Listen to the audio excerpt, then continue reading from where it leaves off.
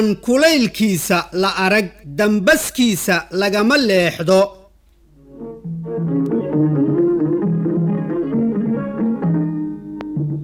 haddii aan isweydiino maxaa dadku uga durka la dersidda dugaagga haddii uu soo doontana isaga daafaca wax kale maahe dhibaatada uu u geysan hayuu hubsaday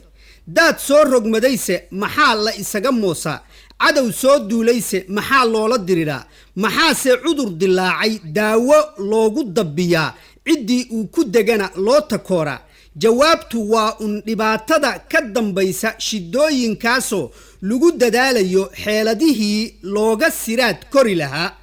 waxyaalahaas oo aynu ku soo qaadnay hordhaca murtidana maantana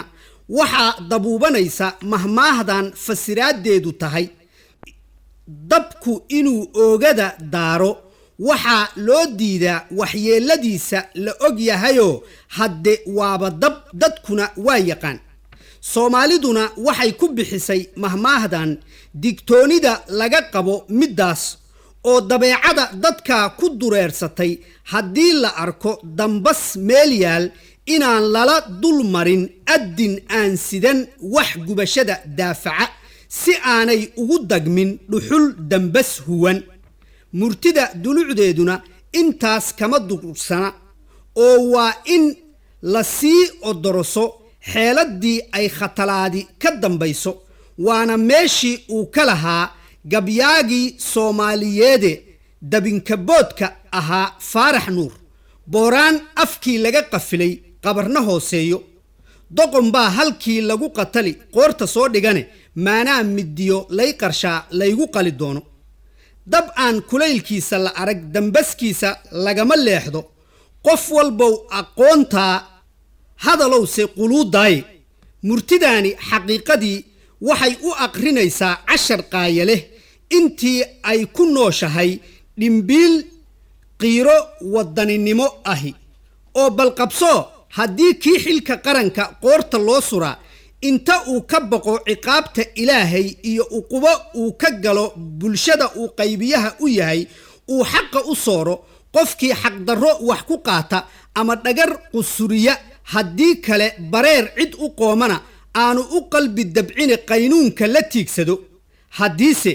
kii qaali laga yeelay ama se nabadgelyada bulshada loo qoray ay madadaas un qabsadaan waa hal qeexan inaan lagu dhiiranayn qararinta qiimaha qarannimada qof walbana uu abbaartiisa aqoonsanayo arrin kale jirtana murtidu way iftiiminaysaa haddaynu aad u fiirino oo bal eego aqoon laawaha doonaya inuu weligii addoonsado agabtu u taalo dal islaameed sow kama anfariiri doono horeba uga anfariiriye goortii uu addimada ruubo raranka dabka ay ku oogayaan aararka gobonnimo doonkaahi haahoo idan alle aynadaasay noqone ha la adkeeyo dab aan kulaylkiisa la arag dambaskiisa lagama leexde isla arrintaas aynu mahmaahada ku sii gorfayne askarta garaad habowsane gumaystuhu mar walbo ay guri joogtiyo xoolaha waxyeello u geystaan haddii ay geesiyaasha gobonnimo doonku raad guraano aano u goobtaan ee ay god walba ugu galaanoo ku gubaan wax hubaal ah inay qoomamayn la gariirayaanoo baqo fadaanta roganayaan dab aan kulaylkiisa la arag dambaskiisa lagama leexdo